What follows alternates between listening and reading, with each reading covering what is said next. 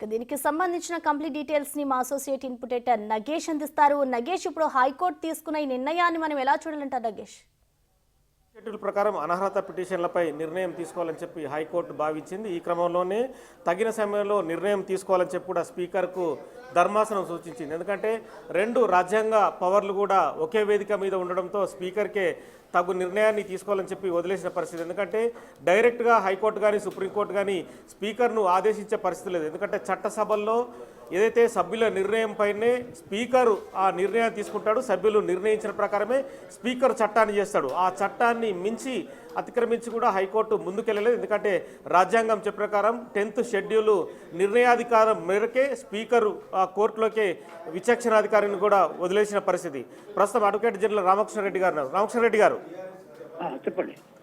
గతంలో మీరు అడ్వకేట్ జనరల్గా పనిచేశారు. బీఆర్ఎస్ హయాంలో కూడా చాలామంది ఎమ్మెల్యేలు కాంగ్రెస్ నుంచి బీఆర్ఎస్లో చేరిన పరిస్థితి. అప్పుడు కాంగ్రెస్ పార్టీనే విలీనం చేయాలని చెప్పి బీఆర్ఎస్ ఒక ఎత్తుగడ కూడా వేసింది. ఓవరాల్గా ఈ నిర్ణయం ఎలా ఉందంటారు, హైకోర్టు చెప్పిన నిర్ణయాన్ని? ఇప్పుడు హైకోర్టు నిర్ణయం రాజ్యాంగం ప్రకారంగానే ఉంది. హైకోర్టు ఒక స్పీకర్కి ఉండేటువంటి రాజ్యాంగ వ్యవస్థను గౌరవించింది.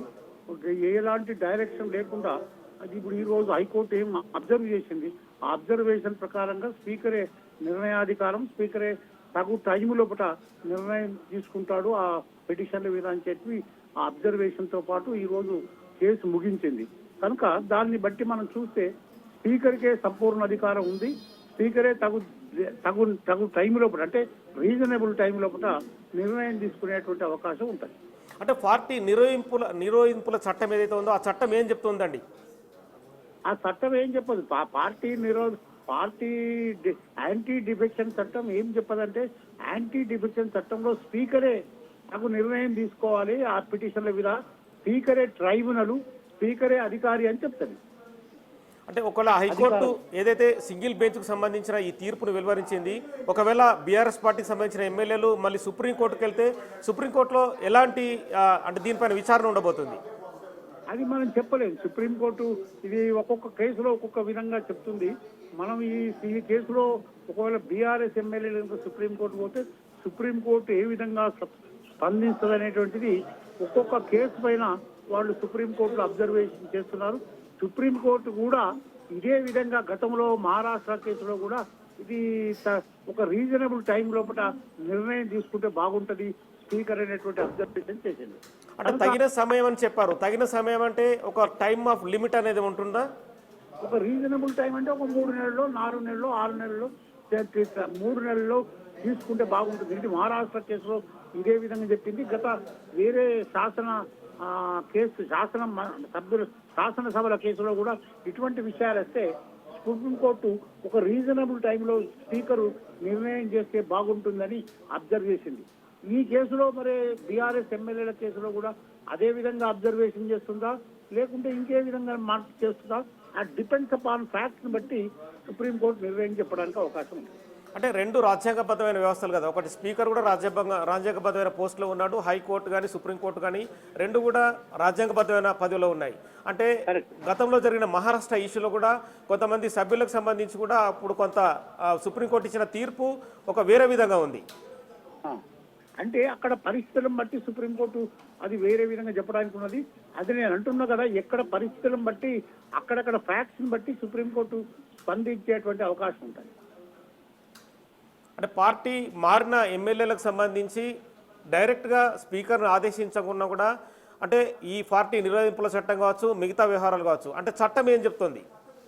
చట్టం అనేది కాదండి. ఇప్పుడు కియోటో అనేటువంటి ఒక రాజ్యాంగ ధర్మాసనం ఏమంటదంటే, అది స్పీకరు నిర్ణయం పైన స్పీకర్ నిర్ణయించిన తర్వాతనే కోర్టులు దాన్ని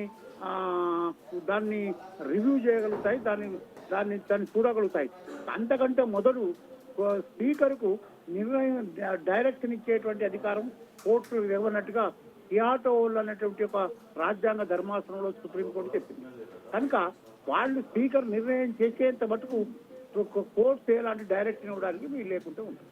అంటే గతంలో సింగిల్ బెంచ్ జడ్జి కూడా 4 వారాల్లో నిర్ణయం తీసుకోవాలని చెప్పి అసెంబ్లీ కార్యదర్శి ముందు పంపించాడు. అప్పుడు అది ఆ నిర్ణయాన్ని ఈరోజు కాదన్నారు కదా వాళ్ళు. ఇప్పుడు డివిజన్ బెంచ్ ఆ నిర్ణయాన్ని కొట్టేసి వేరే విధంగా డైరెక్షన్ ఇచ్చినారు కదా, ఇప్పుడు తీర్పు చెప్పినారు కదా. ఓకే, అంటే గతంలో జరిగిన ఇష్యూలో కూడా మీరు అప్పుడు గవర్నమెంట్కు దగ్గరగా ఉన్నారు, అప్పుడు కూడా చాలామంది కాంగ్రెస్ ఎమ్మెల్యేలని లాగిన పరిస్థితి, అప్పుడు కూడా ఇలాంటి వ్యవహారమే కొనసాగింది. అప్పుడు మీరు కొన్ని కేసులు కూడా వాదించారు. అప్పుడు డివిజన్ బెంచ్ పంగుంటే నేను ఏమైనా ఆర్గ్యూ చేసినంటే, ఇప్పుడు ఈ కోర్టుకు హైకోర్టుకు పవర్ లేదు, స్పీకర్కి అది డైరెక్షన్ ఇచ్చేది అంటే ఆ యొక్క ఆర్గ్యుమెంట్ను డివిజన్ బెంచ్ యాక్సెప్ట్ చేసింది. దాని మీద వాళ్ళు సుప్రీంకోర్టు పోయినారు. సుప్రీంకోర్టులో ఆ ఇష్యూ ఇంకా పెండింగే ఉన్నది, ఇప్పటికి కూడా పెండింగే ఉన్నది సుప్రీంకోర్టులో. అంటే ఓవరాల్గా అంటే భారతదేశంలో రాజ్యాంగాలు విధి విధానాలను బట్టి నిరోధింపుల చట్టం అనేది ఎమ్మెల్యేలకు ఒక పార్టీ నుంచి ఒక పార్టీకి మారిన తర్వాత అంటే వాళ్లకు స్వేచ్ఛ ఉండే అధికారం ఉంటుందా, ఇంకా వేరే వాళ్ళకు సంబంధించిన కోర్టు ఉత్తర్వులు కానీ మిగతా వ్యవహారాలు కానీ కేవలం స్పీకర్ నిర్ణయం తీసుకోవాల్సి ఉంటుందా? లేదు, 2/3 మెంబర్స్ కనుక ఒక పొలిటికల్ పార్టీలో 2/3 మెంబర్స్ కనుక వాళ్ళు డివైడ్ అయ్యి వేరే పార్టీతో కలవడం వల్ల అది యాంటీ డిఫెక్షన్ యాక్ట్ అప్లై కాదు.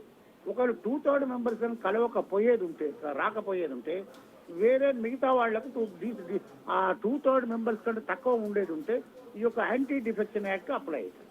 ఓకే, అంటే స్పీకర్ రాజ్యాంగ విధుల్లో జోక్యం చేసుకోరనేది కూడా ఒక చెప్తున్నట్టుంది ఒక ఆర్టికల్ సెక్షన్. అంటే జనరల్ గా ఏముందంటే రాజ్యాంగ వ్యవస్థలు, ఒకటి పార్లమెంటరీ వ్యవస్థ, ఒకటి ఎగ్జిక్యూటివ్ వ్యవస్థ, ఒకటి జ్యుడిషియల్ గా ఉండేటువంటి వ్యవస్థ. ఈ వ్యవస్థల లోపల 3 ఇండిపెండెంట్ వ్యవస్థలు కనుక ఇప్పుడు ఏదైతే జ్యుడిషియరీ శాసన వ్యవహారాల అటువంటి వ్యవస్థకు డైరెక్షన్ ఇవ్వలేదు అనేటువంటి ఒక ప్రిన్సిపల్ ఒకటి ఉంది కనుక అదే విధంగా మళ్ళీ ఇంకొక జడ్జిమెంట్ లో ఏముంటుందంటే ఇప్పుడు ఆ కియోటో హోల్ అనేటువంటి జడ్జిమెంట్ లోపల ఎప్పుడైతే శాసనసభ స్పీకరు నిర్ణయం తీసుకున్న తర్వాత ఆ నిర్ణయాన్ని సమీక్ష చేసేటువంటి అధికారం హైకోర్టుకు సుప్రీంకోర్టులకు ఉన్నదని చెప్పి ఆ రోజు తీర్పు చెప్పింది. కనుక ఇప్పుడు స్పీకర్ కనుక నిర్ణయం తీసుకున్న తర్వాత ఆ నిర్ణయాన్ని ఛాలెంజ్ చేయడానికి అవకాశం ఉంటుంది. అప్పుడు ఆ నిర్ణయాన్ని సమీక్షించేటువంటి అధికారం ఆ విత్ ఇన్ ది లిమిట్స్ లోపల, విత్ ఇన్ ది ఏదైతే కోర్టు లే డౌన్ చేసిన నార్మ్స్ లోపల ఈ హైకోర్టే కానీ సుప్రీంకోర్టే కానీ సమీక్ష చేసేటువంటి అధికారం. ఒక చిన్న లాజికల్కి వచ్చాను రామకృష్ణ రెడ్డి గారు, గతంలో బీఆర్ఎస్ ప్రభుత్వం కూడా చాలా మంది కాంగ్రెస్ ఎమ్మెల్యేలు చేర్చుకుంది, అదే పార్టీ మారిన నేతలపైన మా పార్టీ నుంచి నేతలను ఎమ్మెల్యేలు లాక్కుంటారని చెప్పి ఆరోపిస్తుంది. సో అంటే మీరు ఒక రాజ్యాంగ నిపుణుడు కావచ్చు, ఒక అడ్వకేట్ మాజీ జనరల్ కావచ్చు, ఏం చెప్పదలుచుకున్నారు? అది మనం ఏం చెప్పలేము, ఎందుకంటే ఆ రోజు వాళ్ళు బీఆర్ఎస్ ప్రభుత్వం లోపల కాంగ్రెస్ ఎమ్మెల్యేలు పోయినారు, ఇప్పుడు బీఆర్ఎస్ నుంచి కాంగ్రెస్ వస్తున్నారు. అది వాళ్ళ ఇండివిజువల్, దాని మీద మనం ఏం చెప్పడానికి వీల్లేదు. వాస్తవంగా పొలిటికల్ పార్టీస్ వాళ్ళ కన్వీనియంట్ ప్రకారంగా వాళ్ళు ఆర్గ్యుమెంట్ చేసుకుంటారు. ఓకే అండి, థ్యాంక్ యూ.